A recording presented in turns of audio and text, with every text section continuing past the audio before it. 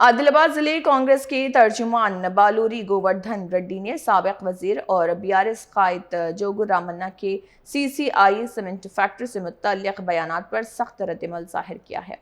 Press conference में उन्होंने कहा है कि तेलंगाना रियासत के क़याम के बाद जोगू रामन्ना 2 मरतबा एमएलए और 1 मरतबा वजीर रहे, लेकिन उस वक्त उन्हें सीसीआई फैक्ट्री या इंडस्ट्रियल कॉरिडोर का ख्याल क्यों नहीं आया।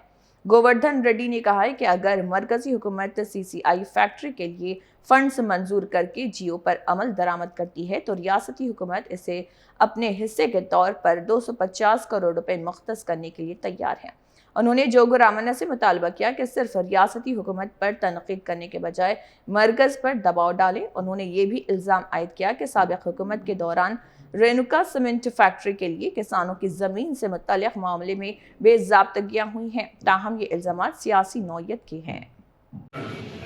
అందుకని చెప్పి ఖాసిం గారికి నేను ఆదిలాబాద్ జిల్లా ప్రజల తరఫున ధన్యవాదాలు తెలియజేస్తున్నాను. ఎందుకంటే నిజంగా కూడా ఆ రోజు 2014లో తెలంగాణ వచ్చిన తర్వాత అవకాశం ఉన్నప్పటికీ కూడా మూతపడ్డటువంటి ఏ ఒక్క పరిశ్రమను కూడా తెరిపించకపోవడం, మరి ఆనాడు జోగు రామన్న గారు రాష్ట్ర మంత్రిగా మరి ఈరోజు జిల్లా అధ్యక్షుడిగా ఉన్నా ఏం చేయలేని పరిస్థితి ఉన్నా అని చెప్పి ఈ సందర్భం చేస్తున్నాను. మరి ఇంకొక విషయం నేను మీ అందరికీ చెప్పదలుచుకున్నా. ఆయన ఏమంటారంటే నిన్న జెన్జీ అదేవిధంగా యూత్ మీరందరూ కూడా పార్టిసిపేట్ కావాలి అని చెప్పి అంటారు. నేను అందరినీ మనవి చేస్తా ఉన్నా, జెన్జీ కావచ్చు, లేకపోతే యువత కావచ్చు, లేకపోతే అక్కడ పాల్గొన్నటువంటి కొంతమంది అమాయకులను మాపేపెట్టి స్కూళ్ళకు కాలేజీలకు వెళ్ళి పిల్లల్ని తీసుకొచ్చి కూర్చోబెట్టినటువంటి వైనం మనం కూడా చూసాం. నేను ఒకటే ప్రశ్నిస్తున్నా, నీ హయాంలో కానటువంటి పనిని మరి భారతీయ జనతా పార్టీకి సంబంధించినటువంటి అమిత్ షా గారు డైట్ గ్రౌండ్లో ఇచ్చినటువంటి హామీని నెరవేర్చకపోవడం అనేది మరి ఆ రోజు నువ్వు చేయలే, ఈరోజు భారతీయ జనతా పార్టీ కూడా చేయలేదు. కానీ భారతీయ జనతా పార్టీని వదిలిపెట్టి రాష్ట్ర ప్రభుత్వాన్ని రేవంత్ రెడ్డి గారు కేవలం 250 కోట్ల రూపాయలు ఇస్తేనే రేపటికి రేపు ఫ్యాక్టరీ ఓపెన్ అవుతుందని చెప్పి ప్రజలను మభ్యపెట్టేది ఎంతవరకు సమంజసం అని చెప్పి నేను అడుగుతా ఉన్నాను.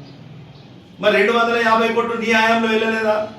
మరి ఆనాడు 51% రాష్ట్ర ప్రభుత్వం, 49% కేంద్ర ప్రభుత్వంతో ప్రారంభించమంటే మీరు ఎందుకు ప్రారంభించలేదో చెప్పాల్సినటువంటి పని ఉంది. మరి ఈరోజు మనం అంతా కూడా చూస్తున్నాం, మరి కేవలం కొంతమందిని మభ్యపెట్టి అక్కడ కూర్చోబెట్టడం అనేది జరుగుతున్నది. ఆయన కూడా తెలుసు అక్కడ ఉన్నటువంటి సీసీఐకి సంబంధించినటువంటి ఫ్యాక్టరీ ఏదైతే ఉందో అదంతా తుప్పుపట్టింది. ఏ కొసానా అక్కడ ఉన్నటువంటి ఏ ఒక్క మిషనరీ కావచ్చు, ఏ ఒక్క మోటార్ కావచ్చు, ఏ ఒక్క కన్స్ట్రక్షన్ కావచ్చు, అది ఏది కూడా పనికి రాదని చెప్పి తెలిసినప్పటికీ కేవలం వీళ్ళని మభ్య పెడతా ఉన్నావు.